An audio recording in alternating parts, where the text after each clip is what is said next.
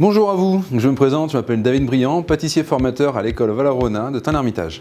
Nous avons la chance d'être sur une saison qui est magnifique, qui est l'été, et on va travailler un fruit qui est admirable, que tous les pâtissiers connaissent et manipulent au quotidien, qui est la framboise. Aujourd'hui, je vais vous présenter une recette qui va vous faire voyager dans un pays que j'apprécie beaucoup, qui est le Mexique. Et pour l'occasion, j'ai créé une recette que j'ai appelée le taco rojo. Une recette 100% végétale. Donc vous pouvez vous en inspirer de toutes les formes que vous voulez. Et en tout cas, j'espère que ça va vous plaire et que vous allez voyager avec nous.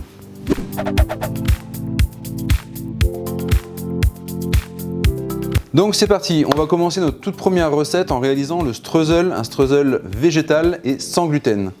Pour le réaliser, nous avons besoin de farine de riz, de poudre d'amande, de cassonade, d'huile de coco désodorisée, d'eau et de fleurs de sel. On va tout simplement mettre tous les ingrédients dans le batteur et on va le mélanger à l'aide d'une feuille.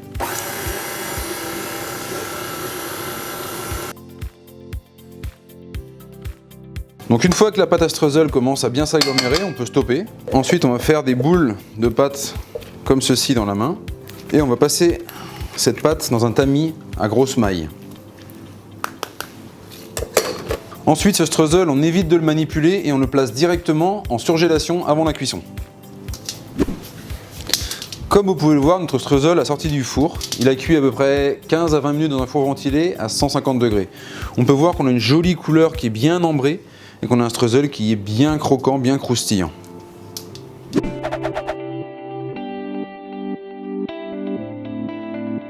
Donc pour la deuxième recette, nous allons réaliser un biscuit végétal. Pour ce faire, nous devons reconstituer ce qui serait normalement des blancs d'œufs. Donc pour ce faire, on va faire des substituts de blancs d'œufs.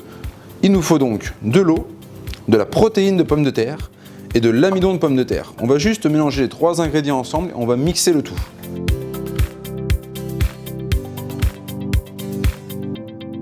Donc on appelle ce mélange un substitut de blanc d'œuf. Mais attention, cette recette ne foisonne pas.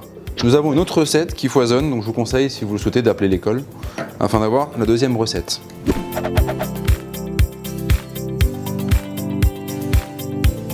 Donc on verse le substitut de blanc d'œuf.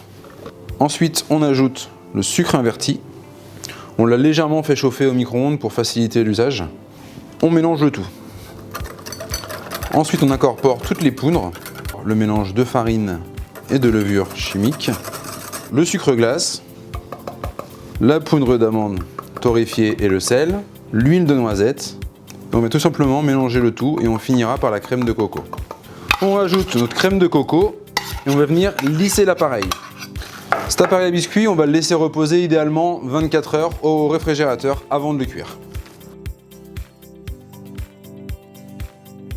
Donc notre biscuit a reposé 24 heures au réfrigérateur. On va maintenant venir dresser 280 g de biscuits dans un cadre de 20 par 20.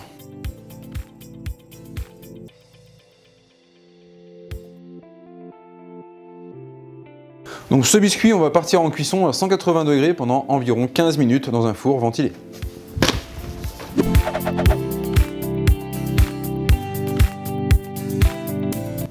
On va faire chauffer notre boisson à base d'avoine.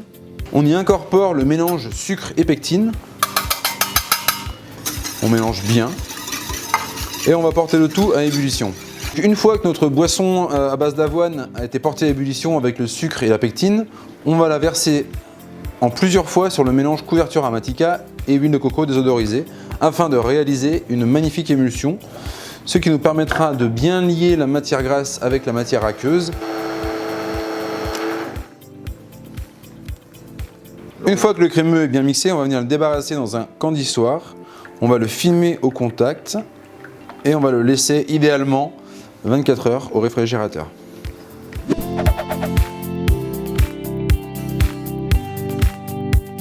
Pour la quatrième recette, on va réaliser un confit à base de framboise. On va ajouter notre glucose à notre purée de framboise.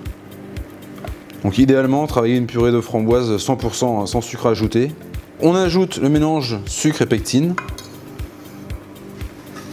Et on va porter le tout à ébullition. Donc la framboise est à ébullition, on stoppe le feu et on va verser directement dans notre cadre de 20 cm par 20 cm. Donc ce confit maintenant, on va pouvoir le placer comme je disais tout à l'heure au réfrigérateur environ 2 heures avant de le surgeler. Donc maintenant, on va passer à une étape clé pour réaliser notre dessert. On va réaliser les coques en chocolat qui nous serviront pour réaliser nos petits tacos. Pour ce faire, on va tempérer le chocolat Amatica 46%. Donc la courbe de température, c'est la même qu'un chocolat au lait classique.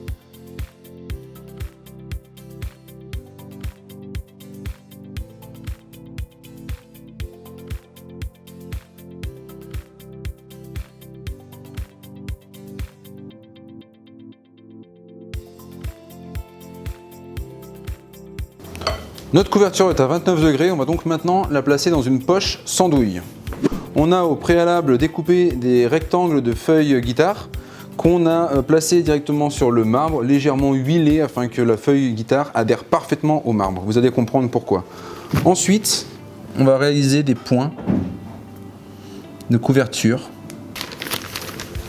Et avec un ustensile plat, on va venir aplatir et relever afin d'obtenir un point de succion. Comme ceci. Et maintenant, on va retourner la feuille guitare. On va la pincer afin d'obtenir une jolie forme de taco.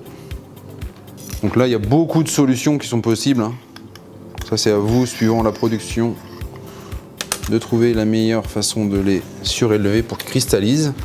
Nos feuilles de chocolat, on va les laisser cristalliser environ une demi-heure dans le vide. Et ensuite, on va pouvoir les placer directement sur une plaque en chocolaterie à 16 degrés jusqu'au lendemain, où on pourra alors les démouler sans avoir trop de casse. Le confit framboise a été placé donc en surgélation. On voit qu'il est bien dur, donc il est à moins 25, moins 30 degrés. Et maintenant, on va couper des petits carrés de 1 cm sur 1 cm.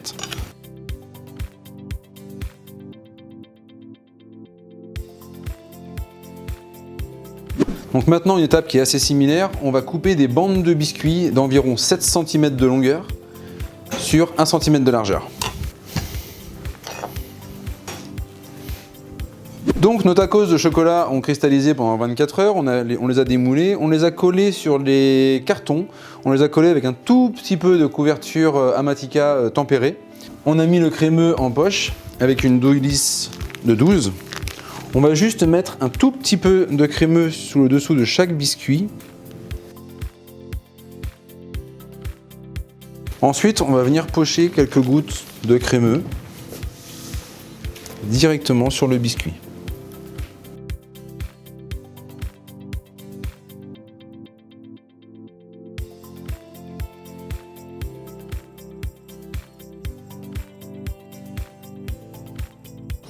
Pour ceux qui ont eu la chance d'aller au Mexique, vous le savez bien, qui dit tacos dit sauce. Donc pour assaisonner notre petit dessert, on a préparé une sauce au citron vert.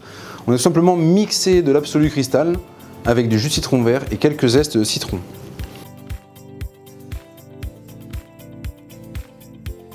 Donc j'espère que cette recette vous aura plu.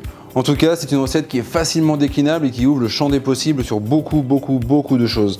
Donc travailler des recettes végétales ne doit pas être un frein pour vous. En la preuve, on peut faire beaucoup de choses et tout ce qu'on veut. Profitez de tous ces beaux fruits que nous offre la saison et prenez beaucoup de plaisir. Andale un taquito!